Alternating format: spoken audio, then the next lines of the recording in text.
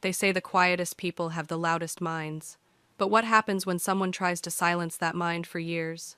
My name is Maris Hale, and for most of my life, people saw me as the quiet girl who worked too hard, dreamed too big, and talked too little.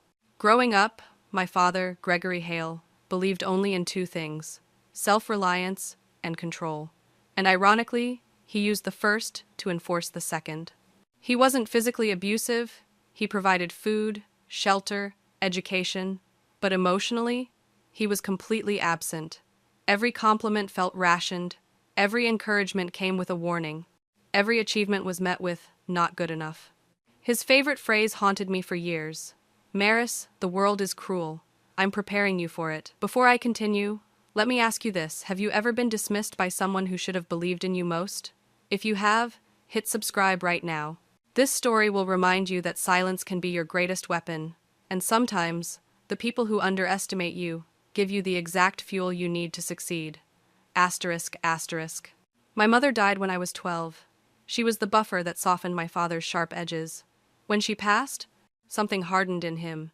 He stopped seeing me as a daughter and started seeing me as a burden he couldn't wait to be free from.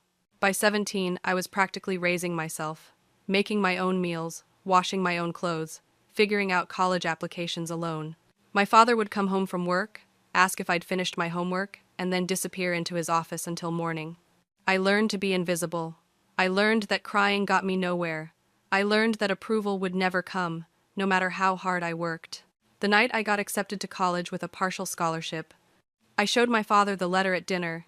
He glanced at it and said, "You'll still need money. Don't come asking me for handouts." That night, I made a decision. I would never ask him for anything again. Not money, not advice, not love, not even recognition. On my 18th birthday, he didn't get me a gift. He didn't even say happy birthday. He handed me a stack of bills, electricity, water, internet, and said, "Time to learn what real life costs." 2 weeks later, I left home with nothing but an old laptop and 2 suitcases.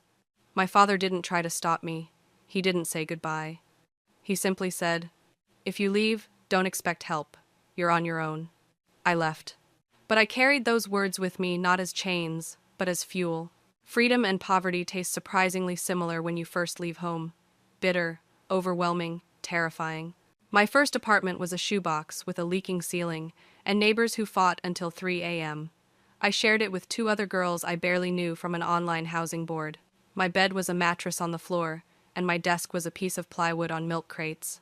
While other students partied, I spent my nights building small software tools, selling tiny automation scripts to local businesses, and taking any freelance coding job that would pay.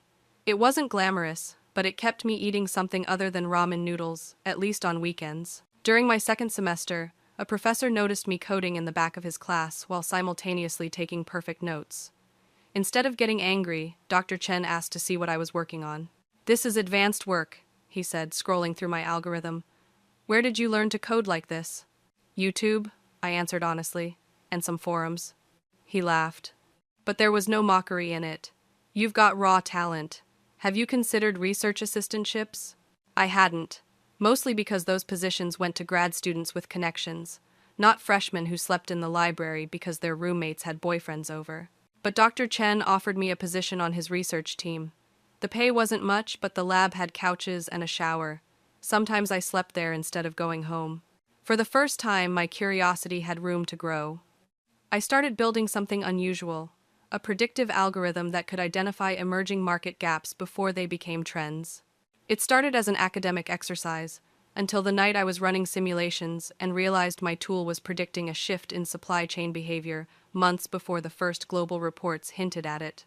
I showed Dr. Chen, but he just patted my shoulder. "Interesting theory, Maris, but markets don't behave that predictably. Focus on your basics first." I showed it to classmates. They barely understood what they were looking at. But then I met someone who changed everything. Dr. Rowan Calder, a retired entrepreneur who volunteered in the computer science department. He walked past my screen one evening while I was running simulations. He stopped, backed up, looked closer. "What am I looking at?" he asked. "Just a project," I said, ready for another dismissal. Instead, his eyes lit up. "No," he said quietly.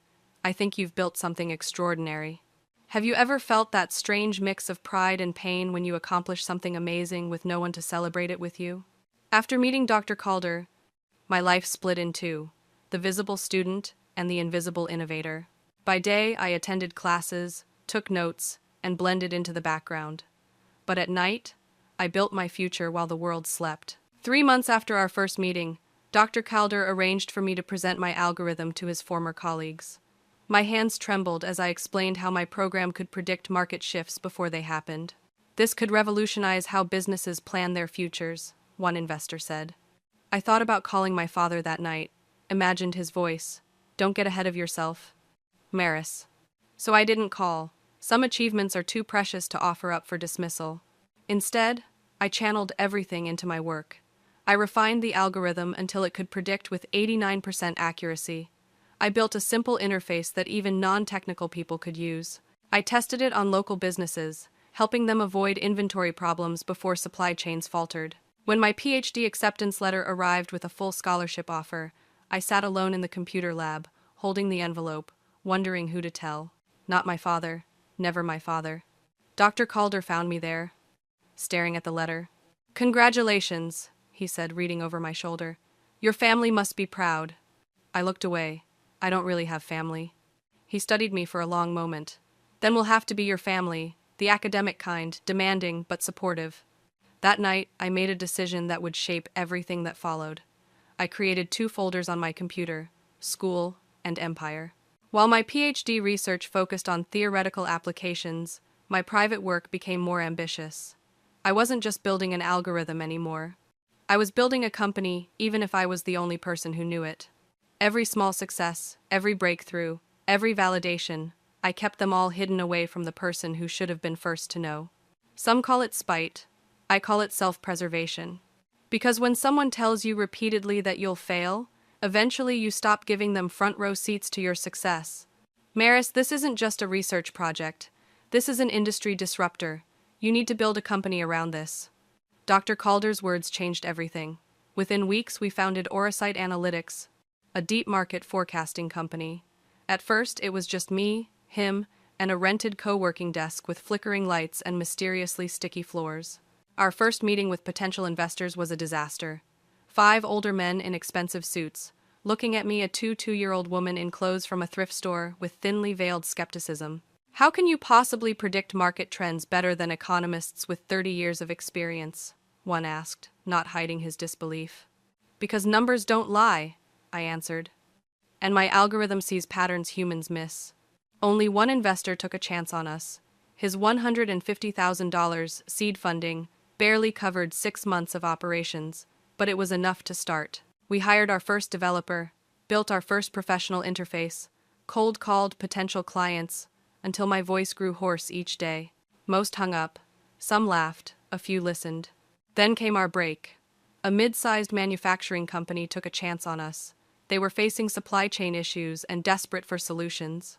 My algorithm predicted a material shortage 3 months before it happened. They adjusted their purchasing strategy based on our advice. When the shortage hit, they were fully stocked while competitors struggled. Word spread. More clients called. We moved to a real office, hired more people. On my 24th birthday, we secured our first $1 million contract. That night, my phone rang. Unknown number. "Maris, it's Aunt Helen. My father's sister, someone I barely knew." "Your father asked how you're doing." I told him I didn't know. My heart stopped. How did he know to ask you to call me? A pause. "He checks on you sometimes." Through mutual connections, the room spun. While I'd been building my company in secret, believing he'd forgotten me, my father had been watching from a distance. Not reaching out, not offering help, just observing. That's when I knew. The final act of this story would have an audience after all. Success has a way of forcing itself into the light, no matter how hard you try to hide it. By my final year of PhD studies, Orisight had grown beyond anything I could have imagined. We'd moved to a gleaming office downtown with 40 employees and a waiting list of clients. Every major business decision I made was guided by a voice in my head, my father's voice, telling me I would fail. And with each success that proved him wrong, I built another floor of my invisible tower. Our breakthrough came when a government agency discovered us. They needed predictive analysis for emergency supply chains during natural disasters. The contract was worth millions, but more importantly, it put us on the map. Our competitors, established firms with decades of history, suddenly found themselves losing clients to a company run by a girl barely out of college, as one bitter CEO called me. Venture capital firms started calling. One offered $50 million for a 20% stake. Dr. Calder pulled me aside after that meeting. Maris, do you realize what's happening? You've built something revolutionary. I nodded, but inside, a part of me was still that girl with the mattress on the floor, coding by lamplight, afraid to dream too big. As my graduation approached, whispers of an IPO grew louder. Our valuation projections kept climbing. 1 billion, 3 billion, possibly higher. I still lived in my modest apartment, still wore simple clothes, still kept to myself. But inside, something was building, not pride, but a quiet certainty that the moment of revelation was approaching, the moment when the invisible would finally be seen. My graduation ceremony was scheduled for May 15th. The IPO was set for May 14th. The timing wasn't an accident. Asterisk, asterisk. If you've ever worked silently while others underestimated you, you understand this moment perfectly. The quiet tension of knowing your truth while they believe their lies about you. That moment when everything changes is coming. Subscribe right now if you've ever dreamed of the day when those who dismissed you finally see who you really are. Because some victories are too sweet not to share. Asterisk, asterisk. Graduation day. The culmination of years of work and the stage for a revelation no one saw coming. I dressed simply. Black dress under my gown. No makeup. Hair pulled back. Nothing that hinted at the power I quietly held. As I waited in line with other PhD graduates, my phone vibrated. A text message from my father. My heart stopped. We hadn't spoken in 6 years. Don't expect help. You're on your own. After today, you make your bed and lie in it. No greeting, no congratulations, just cold dismissal, as if I'd been asking for help all this time, as if I hadn't built an empire while he wasn't looking. The hurt didn't sting the way it once would have. I had built thicker skin and bigger dreams. But fate has a sense of humor. While I stood there in my gown, reading the text that should have broken me, my phone rang. My CFO, David. "Maris!" he shouted. So loud I had to pull the phone from my ear. Other graduates turned to look. The IPO. We hit 6 billion. 6 billion. For a moment, I couldn't breathe. 6 billion. Not million billion. Are you sure? I whispered. Opening bell just rang. It's official, you're a billionaire, the youngest tech billionaire in the country. I thanked him, hung up, and stepped forward as they called my name. As I walked across the stage, I spotted something unexpected in the audience. My father. He sat in the back row, arms crossed, watching me with that familiar look of cool assessment. He'd shown up uninvited not to support me, but to make sure I didn't embarrass him in front of distant relatives who might ask about me. He had no idea what was coming. Just as the dean handed me my diploma, my phone rang again. This time, I'd forgotten to silence it. "Sorry," I whispered, reaching to decline the call. But in my nervousness, I hit speaker instead. "Maris." It was Maria, our PR director. Her voice echoed through the microphone on stage. "The press is going crazy. They're calling you the secret billionaire. The 6 billion valuation is trending everywhere. Where are you?" They all want interviews. Silence fell across the auditorium. Everyone turned. The dean's mouth fell open. And there, in the back row, my father's face transformed from judgment to shock as he realized the daughter he dismissed had just become one of the richest people in the country. They say revenge is a dish best served cold, but sometimes it's best served in front of hundreds of witnesses. The auditorium froze as Maria's voice echoed through the speakers. 6 billion valuation. Time seemed to stop as everyone processed what they'd just heard. Then chaos erupted. Whispers raced through the crowd like wildfire. Did she say billion? Who is she? The quiet girl with the glasses. The dean recovered first, clearing his throat. Congratulations, Dr. Hale," he said, pumping my hand enthusiastically, suddenly much warmer than moments before. I glanced toward the back row. My father sat rigid, his face drained of color. Our eyes met across the distance. 6 years of silence bridged by one accidental phone call. The ceremony dissolved into disorder. Other graduates shot me curious looks. Parents whispered behind programs. A security guard appeared at my side. "Ma'am, there are reporters outside. They're asking for you." Before I could respond, a commotion erupted at the back doors. Journalists had pushed their way inside, cameras flashing. In their rush to reach me, they streamed right past my father, still frozen in his seat. I was ushered backstage for protection, but through a gap in the curtains, I watched my father slowly stand up. He looked smaller somehow, diminished. He took one step toward the stage, then stopped as the crowd swallowed his path. A reporter thrust a microphone toward him, mistaking him for someone important. "Are you related to Maris Hale?" I couldn't hear his answer, but I saw his lips form the words, "I'm her father." The reporter's expression changed. Suddenly, my father was surrounded, bombarded with questions about the genius daughter he'd raised. From my hidden position, I watched the man who never believed in me struggle to take credit for the success he knew nothing about. Asterisk, asterisk. When I finally stood my ground, they called me calculated. But tell me, where was their support when I was struggling? If you've ever had to choose success over validation, this channel is your space. Subscribe now if you understand that sometimes the sweetest revenge is letting others witness your rise. Asterisk, asterisk. Through the chaos, our eyes met one final time.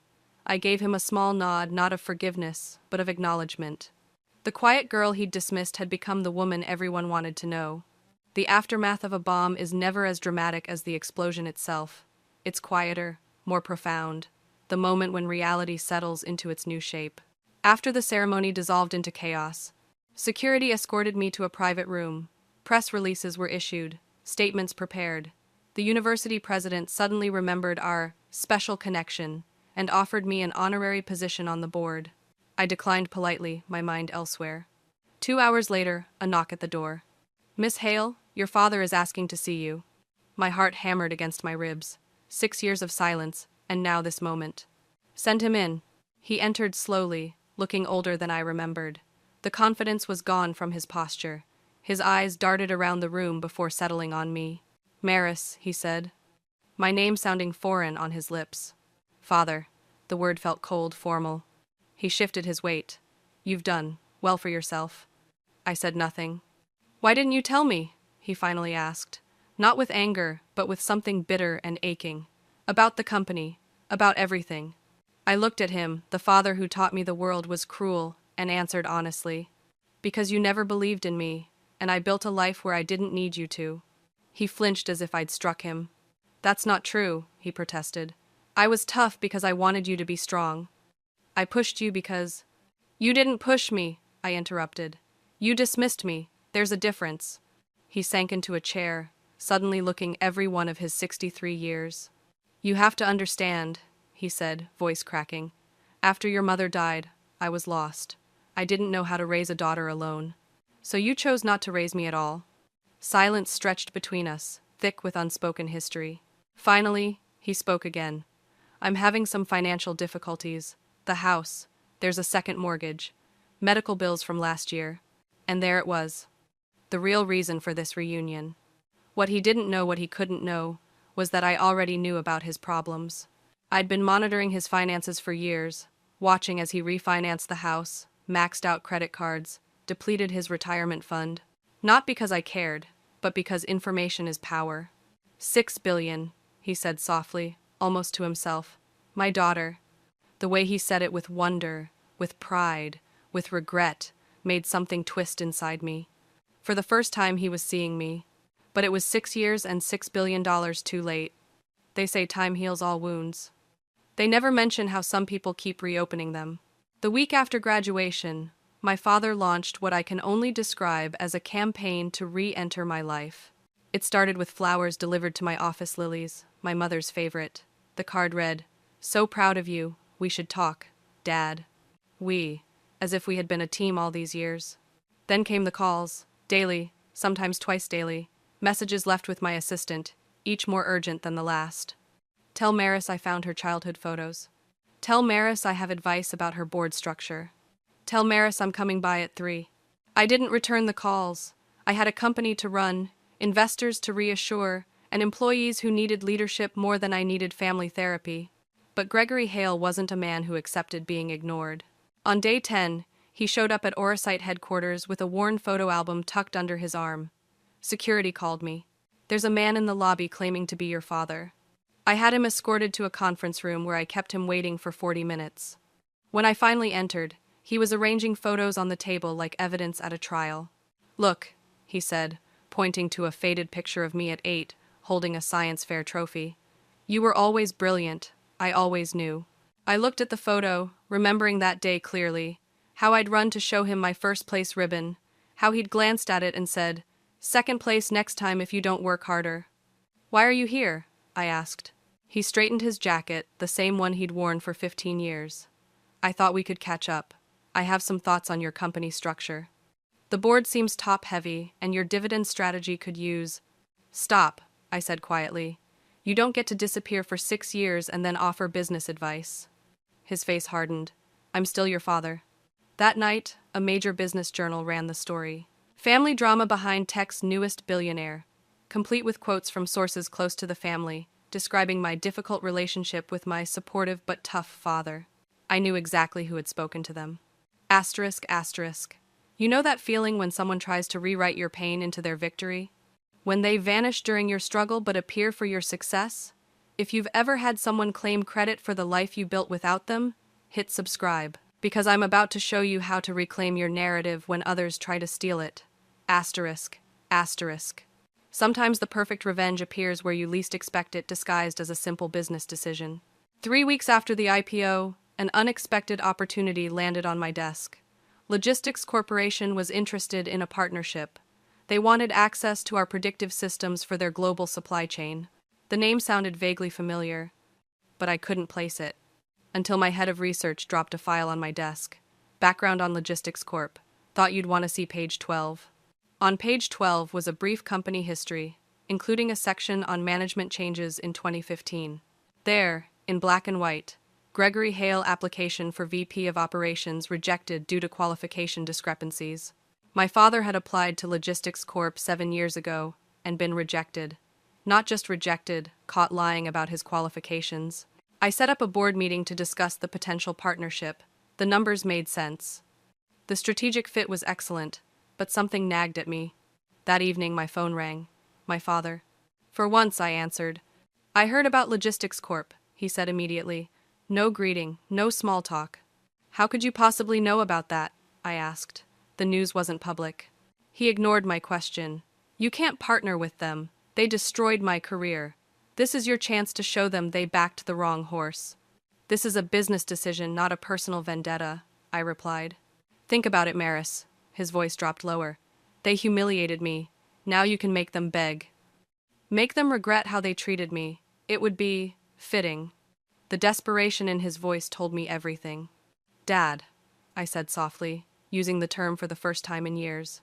"What qualifications did you fabricate on that application?" Silence stretched between us. "How did you—" He stopped. "It was a misunderstanding. I had equivalent experience." "No," I said, "you lied, just like you're lying now."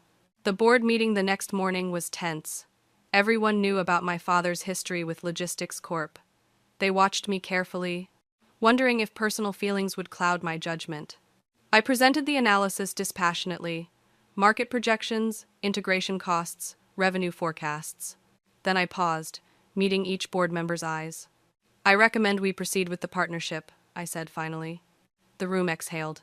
"With one condition," I continued. "We insist on complete transparency in all dealings. No hidden agendas, no misrepresentations. Because sometimes the best revenge isn't blocking someone's success, it's demanding the honesty they couldn't give you. The most powerful moves in chess aren't attacks, they're the quiet repositioning that your opponent doesn't see coming." 2 days after the board meeting, I called our executive team together. Not in our gleaming conference room, but in the small, windowless office where Orasight began, a reminder of our roots. "We're not just partnering with Logistics Corp," I announced. "We're acquiring them." Silence fell across the room. David, my CFO, looked stunned. "Their market cap is $1.8 billion, he said. "That's a massive acquisition for a company our age." "It's the right move," I replied.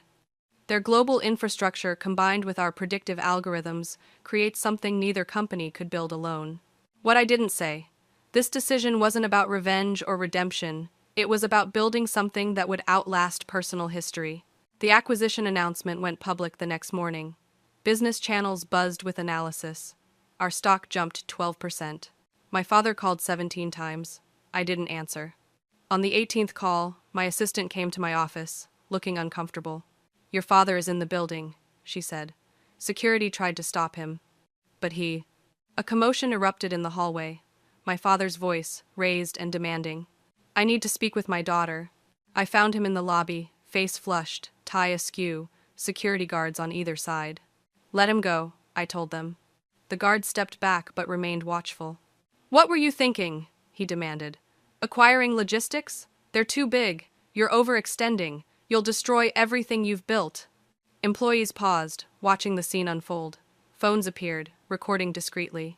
I kept my voice level. "This discussion isn't happening here." "You need to listen to me," he continued, desperation edging his voice. "I've been in business 30 years. You're making a mistake." "Security will escort you out," I said. "If you want to talk, call my assistant and schedule an appointment, like everyone else." His face crumpled. Not with sadness, but with the dawning realization that he had no power here. That in this building in my world he was just another man being escorted from the premises. Later that night, as predicted, video of the confrontation leaked online. Billionaire drama trended briefly. But what no one knew, I'd anticipated this exact scenario. Crisis management was already in place, a statement prepared. My father's outburst wouldn't damage Orasight, because unlike him, I'd learned to plan for every contingency, even family. Sometimes understanding comes from the most unexpected sources. 3 days after my father's outburst, Dr. Calder invited me to dinner at his home. After 6 years as my mentor, he'd never done this before. His house was modest, but warm walls lined with books, photos of his late wife, memories of a full life. Over dinner, he watched me carefully. "You're handling the acquisition well, and the personal complications." I nodded, not wanting to discuss my father. "I knew Gregory," he said suddenly, "years ago." My fork froze midair. "What?" Dr. Calder sighed. "We were at business school together, different circles, but I remember him." A chill ran through me. All these years, and he'd never mentioned this connection. "He was brilliant, actually," Dr. Calder continued. "Top of our class in strategy. But something happened his final year. A group project where he took credit for another student's work. There was an investigation." "Was he expelled?" I asked. "No. But his reputation was damaged. The big firms wouldn't touch him. He ended up at smaller companies, always reaching for positions just beyond his grasp." The pieces clicked into place. My father's bitterness, his obsession with control, his warning that the world was cruel. "Your success threatens him," Dr. Calder said gently. "Not because he doesn't want you to succeed, but because your success reminds him of his failure." I processed this revelation, this new lens through which to view my childhood. The next weekend was my grandmother's 80th birthday. I hadn't planned to attend, but something pulled me there. The family gathering was awkward relatives I barely knew, conversations that stopped when I entered rooms. Then I overheard my father in the kitchen. "Maris has always valued my guidance," he was saying to my uncle. "Even during her PhD, she'd call for business advice. I helped shape her strategy from the beginning." Hot anger flashed through me. This fiction he'd created that he'd been my mentor all along was more painful than his absence had been. I stepped into the kitchen. Conversations died. "Dad," I said quietly, "can we talk privately?" Outside, away from curious ears, I faced the man who'd rewritten our history to cast himself as the hero. "Why are you lying to them?" I asked. His face crumpled, revealing something I'd never seen before: shame. "They say power doesn't change people, it reveals them. The question is, what does it reveal about you?" 6 months after the Logistics Corp acquisition, I stood on a stage announcing the Judith Hale Foundation, a $50 million scholarship program for students without family support. Named after my mother, not including my father's name. The symbolism wasn't lost on anyone, especially not on Gregory Hale, who sat in the third row at my invitation. His expression remained carefully neutral, as I described how the foundation would support students who, like me, had to build their futures without family backing. Reporters asked if my father would serve on the foundation's board. "The foundation's leadership has already been determined," I answered diplomatically. Later, at the reception, my father approached, champagne flute in hand. "It's a wonderful tribute to your mother," he said. "She would be proud." For once his words seemed genuine. "I'd like to help," he continued, Perhaps as an advisor to the foundation. I could. No, I interrupted gently, but I do have a different offer. His eyebrows raised. Oresight's community outreach program needs consultants to mentor young entrepreneurs. 3 hours a week, modest compensation. No decision-making authority. I watched his face as he processed this. A position with no power, no prestige, nothing to boast about at family gatherings. Just an opportunity to actually help others instead of pretending he had. That's not what I had in mind, he said slowly. I know, I replied, but it's what I'm offering. His jaw tightened, pride warred with the desire to maintain connection. Take some time to think about it, I said, turning to greet a donor. As I walked away, I caught his reflection in a window standing alone, looking smaller than I remembered. For the first time, I saw not the intimidating father of my childhood, but an aging man confronting the consequences of his choices. The power had shifted, not because I was now wealthy, but because I'd finally stopped seeking his approval. The real question was, would he recognize this shift before it was too late? Sometimes the greatest power move isn't striking back, it's moving forward while leaving the door slightly open behind you. 3 weeks after the foundation launch, my assistant delivered a surprise. My father had accepted the community mentor position. His first session was awkward, a man used to commanding rooms now listening to 20-somethings with startup dreams. But something unexpected happened. He kept coming back, week after week. Meanwhile, Oresight expanded internationally. London office, Singapore headquarters, a research center in Zurich. Our algorithm evolved, becoming the industry standard for predictive analytics. Success piled upon success, but I found myself thinking less about proving points and more about building legacy. Then came an email that brought everything full circle. Dr. Chen, my old professor who had dismissed my algorithm years ago, wanted a meeting. His research department needed funding, and would I consider a donation? I invited him to my office, no longer a cubicle, but a corner suite overlooking the city. Maris, he said, looking around impressed. You've done remarkably well for yourself. Thank you, I replied. Your early feedback was motivational. He laughed nervously, clearly remembering his dismissal of my work. About the funding request, I said. I'm not interested in just writing a check. His face fell. Instead, I'm establishing a research fellowship at the university. 5 students annually will receive funding, lab space, and most importantly, mentorship that takes their ideas seriously. The irony wasn't lost on him. That's very generous. As he left, my CFO entered with quarterly reports. By the way, he mentioned casually, those anonymous payments to Northside Medical Center, should we continue them? Yes, I said quietly. Same as always. What no one knew, not even my father, was that I'd been anonymously covering his medical bills for years. The heart condition, the medications, the specialists. Not because I owed him anything. Not because he deserved it.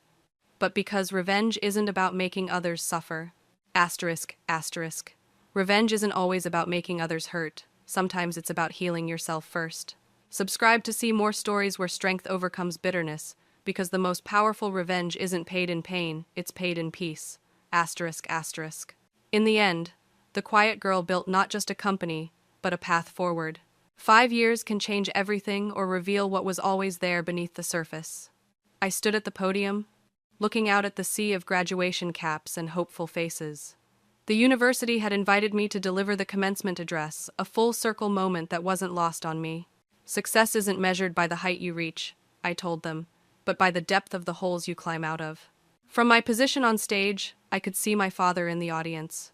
Not front row, not calling attention to himself, just quietly present, gray hair neatly combed, wearing a suit that actually fit him now. In the 5 years since our confrontation, something had slowly shifted between us. Not forgiveness exactly, some wounds run too deep for that, but understanding. He'd continued mentoring young entrepreneurs through our program, started therapy, even apologized, though the words came haltingly, unpracticed in his mouth. I'd learned things too, that healing doesn't happen in dramatic moments, that the most powerful response to pain isn't revenge, but growth. That sometimes the people who hurt us are carrying wounds we can't see. After my speech, we met briefly outside the auditorium. Proud of you, he said simply. I nodded, accepting the words I'd once desperately needed. Then he reached into his pocket and pulled out a small velvet box. This was your mother's, he said, pressing it into my hand. I should have given it to you years ago. Inside was her locket, the one she'd worn every day until she died, the one that had disappeared afterwards. I opened it to find her smiling face on one side. On the other, a tiny photo of me as a baby. She always believed in you, he said quietly, even when I couldn't. 2 weeks later, I announced the Gregory and Judith Hale Initiative for Single Parents, a program offering support, resources, and community to fathers struggling to raise daughters alone. Not because he deserved it, but because healing is a choice I made for myself. Asterisk, asterisk. Sometimes the quietest revenge is living well despite those who doubted you. If this story touched you, subscribe now, because someone else is watching in silence, needing to know they're not alone in their journey from invisible to invincible. Your support helps more silent warriors find their voice. Asterisk, asterisk.